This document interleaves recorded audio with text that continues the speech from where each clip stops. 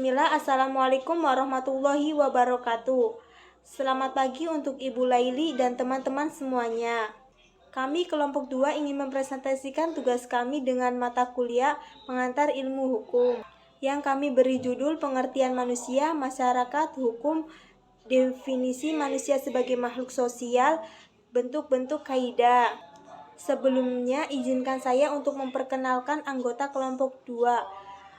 Dan perkenalkan, nama saya Anis dan teman saya yang bernama Muhammad Kendunedin dan Muhammad Fadli. Untuk pembahasan pertama yaitu dengan latar belakang permasalahan yang akan disampaikan oleh Muhammad Kendunedin. Untuk Muhammad Kendunedin dipersilahkan.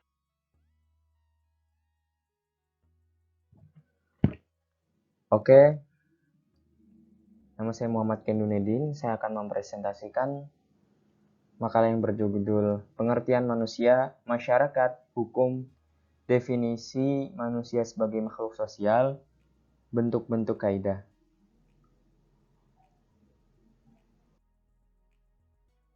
Yang pertama ada rumusan masalah. Yang pertama, apakah yang dimaksud dengan pengertian manusia, masyarakat, dan hukum?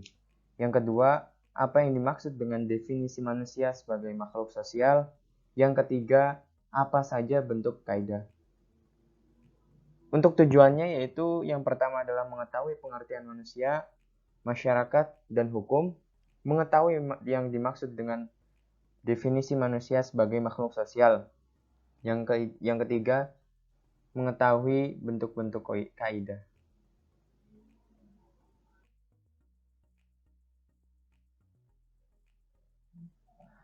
Yang pertama adalah pengertian manusia.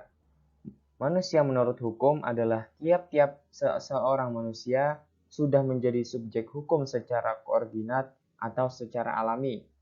Anak-anak serta balita pun sudah dianggap sebagai subjek hukum. Manusia dianggap sebagai hak mulai dia lahir sampai dengan ia meninggal dunia. Artinya apa? Manusia sudah menjadi subjek hukum dan hak dan kewajibannya telah ditetapkan dari mulai ia lahir sampai ia meninggal dunia. Menurut Aristoteles, Yunani 384 sampai 322 sebelum Masehi, bahwa manusia itu adalah zoon politikon.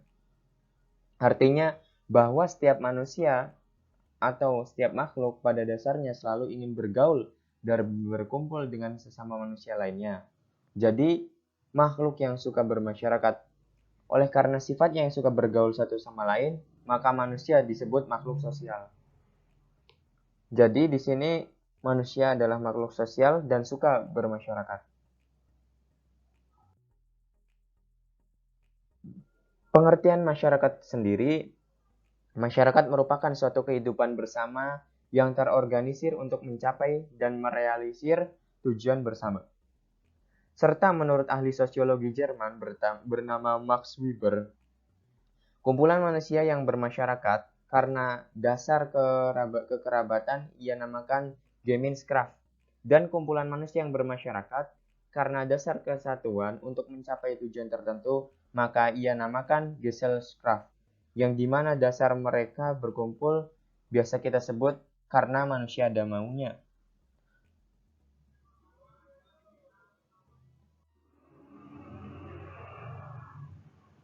Jadi kita simpulkan bahwa Gemeinschaft adalah manusia yang suka bermasyarakat dan Gesellschaft adalah manusia ada maunya.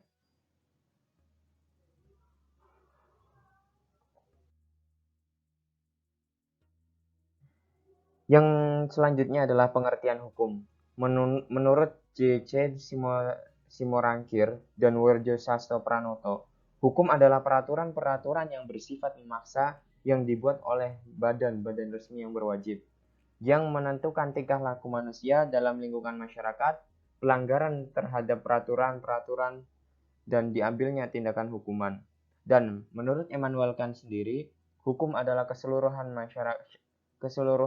syarat berkehendak bebas dari orang untuk dapat menyesuaikan diri dengan kehendak bebas orang lain dengan mengikuti peraturan tentang kemerdekaan. Dari sini dijelaskan bahwasanya hukum adalah bersifat memaksa.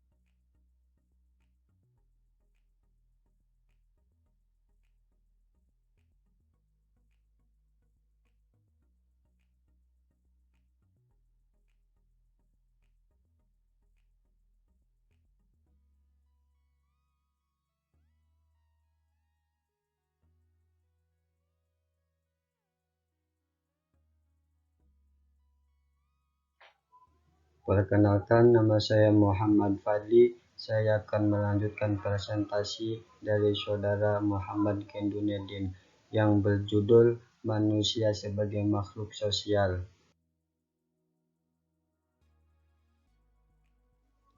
Manusia sebagai makhluk sosial merupakan manusia saling berinteraksi antara manusia satu dengan manusia lainnya dalam kehidupan berkelompok. Kelompok-kelompok tersebut dapat berupa kelompok-kelompok kecil yang terdiri dari 2 orang. Kaidah-kaidah hukum. Kaidah hukum. Istilah kaidah berasal dari bahasa Arab yang berarti tata krama atau norma.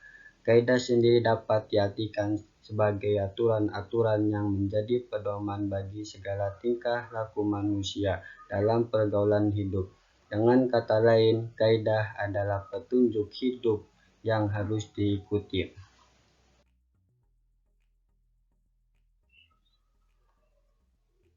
Kaidah hukum dibagi 2. Kaidah memiliki 2 isi. Yang pertama, kaidah berisi tentang perintah, yaitu perintah keharusan bagi seseorang untuk berbuat sesuatu oleh karena akibat-akibatnya dipandang baik.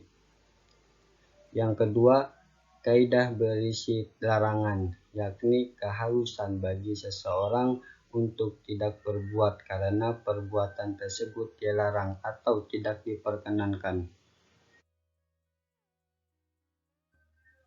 Menurut Ahmad Ali, asal-usul kaidah hukum dapat dibedakan 2 macam.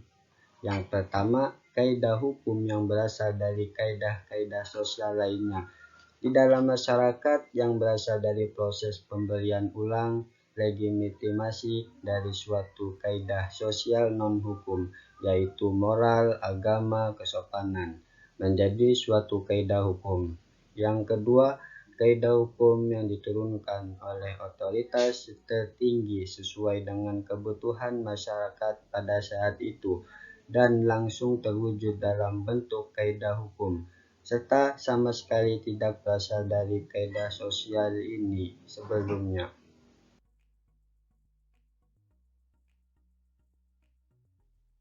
Sekian dari saya. Demikian beberapa hal yang bisa saya sampaikan dalam kesempatan hari ini. Saya mohon maaf yang sebesar-besarnya apabila ada tutur kata maupun tindakan yang berkenan pada Bapak, Ibu, dan teman-teman sekalian. Dengan ini presentasi hari ini saya tutup. Terima kasih atas kehadirannya. Wassalamualaikum warahmatullahi wabarakatuh.